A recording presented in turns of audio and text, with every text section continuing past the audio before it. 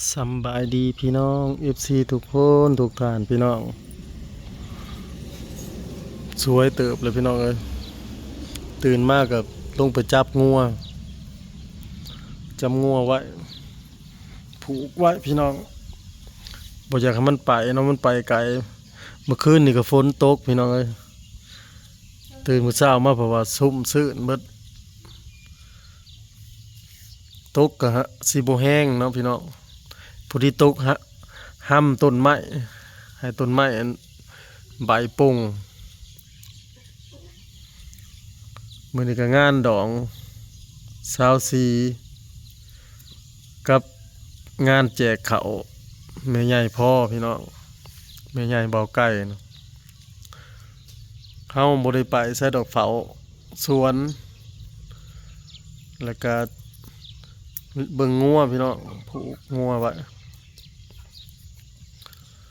บรรยากาศก็ดีพี่น้องฝนตกเมื่อคืนนี่บุญมีหมอลำเรื่องฝนทำลูกสาวก็เตรียมตัวจะไปโรงเรียน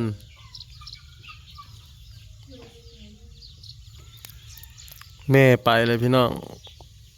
ต้มไข่ให้เพิ่นนะเพิ่นต้มไข่สิกินไปโรงเรียนหึบ่ได้ห่อข้าวบ่มื้อใดพักซะมื้อใดบ่ได้พักบ่สงกรานต์น่ะ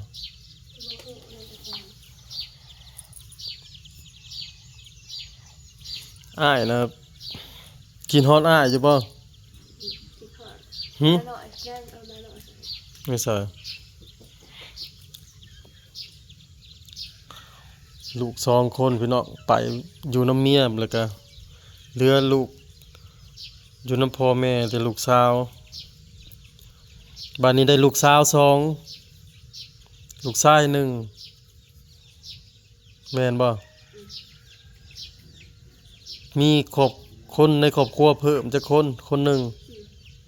ชื่อว่าพี่นางชื่อได้ใดบอกปาลุงอยู่ฮะชื่อดา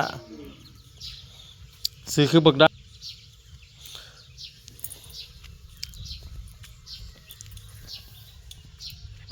งัวกับพี่น้องเลย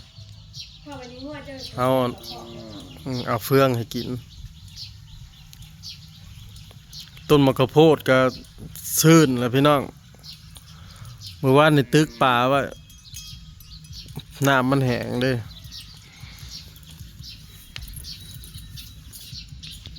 สบายดีพี่น้องเห็นแต่งานหมู่เนาะพี่น้องเนาะมาถึงงานจะคล้องบ่จักรายเหตุจักสิเหตุในไรก่อนมีแต่ไปเหตุงานหมู่ไปซอยซีนไปเฮ็ดเวียกรับแขกบัดมาถึงงานเจ้าของผัดจักสีแนวใดพี่น้องจักสีถั่วถึงหรือบ่เนาะบ่ท่านได้เคยมีเลยประสบการณ์เป็นพ่อเฒ่าตาหน้ายแล้วก็ดีใจน้ำลูกพี่น้องเอ้ยที่ได้เป็นฟังเป็นฟ้าเนาะเด็กน้อยอยู่แต่ก็เขามักกันพี่น้อง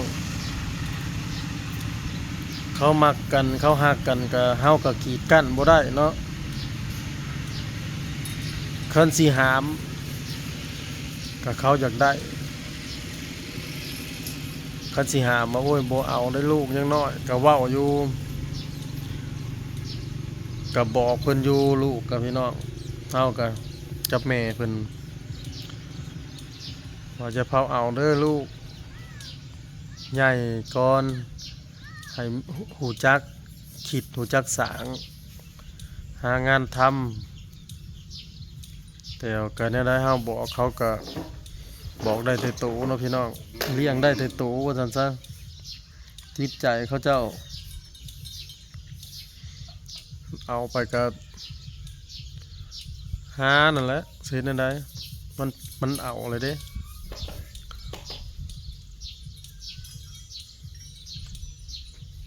สร้างครอบสร้างครัว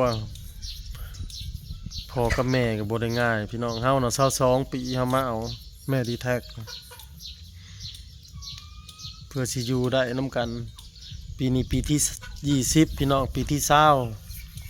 20ผ่านอุปสรรคมาหลาย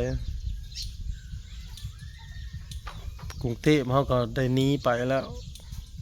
ปาลูกน้อยๆจะมาบอกกับลูกโอ้ยเพื่อสิผ่านได้เด้อ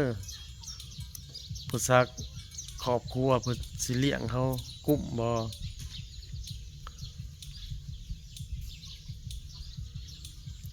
น้องดีแท็กไปกินนมเนาะกินนมป่องแล้วก็กินข้าวนะตะกี้แต่10 กว่าปีที่แล้วเนาะหาเงินตะกี้มันก็เงินเดือนกรุงเทพก็สิบ่แพงหาเงินแถวบ้านเฮาก็วันหนึ่งละ150คันไปดำนารับจ้างก็เกี่ยวข้าวเผาถ่านหนึ่งสอบ11,000พี่น้อง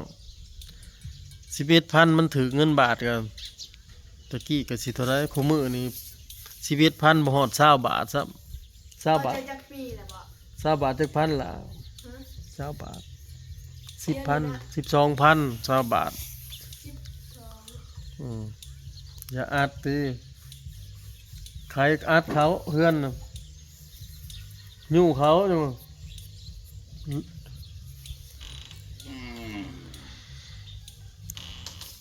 คันกบก็ใส่เบ็ดตะกี้เนาะเลี้ยงลูกโลนึงน่ะ80 บาท80 บาทตะกี้มันสิเป็น20,000กี่หาใส่เบ็ดใส่ตึกแฮใส่มองพี่น้องขายทุกอย่างก็ปอกก็ปอมหาของขายจักจอกจักจันขี่ซี่ก็หาพี่น้องดินล้นเพราะว่าลูกกินนมเด้บ่ง่ายเด้อ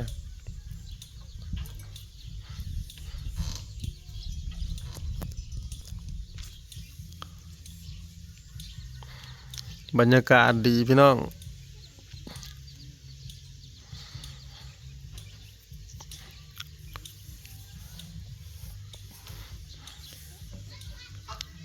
วันนั้น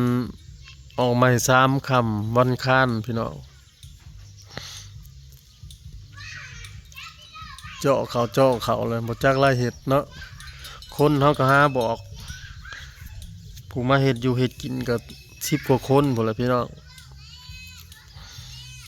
แต่ว่าทั้งผู้หญิงนะให้แม่ดีแท็กหาเพิ่นสิหาไผเฮาก็หาผู้ชายมาซอยเวียกยังคึมอยู่พี่น้องตอนนี้ฝนสิตกแล้วฝนสิตกเนี่ยมันคือยังเดือนเดือน5เดือน4ตะกี้ข้าวตะกี้เดือน4ผู้ฝนตกเดือน4ได้กินอึ่งแล้วแต่พอมาอยู่ตะกี้นั่นคู่มื้อนี่เดือน5ยังฝนยังบ่ตกแห้งอยู่สงกรานต์เนาะสงกรานต์แต่เก่าฝนตกแห้งปีนาลินอยู่บ้านน่ะตีหลายังน้อยอยู่ในเฮือนหลังเฮือนอยู่บ้านในบ้านฝนตกสิว่าบ่น้ำจนไหลตะคองมุทิแต่พ่อใหญ่ไม่ใหญ่ยังเอ้ยหมอด่าน่ะบ่มากินข้าวเลย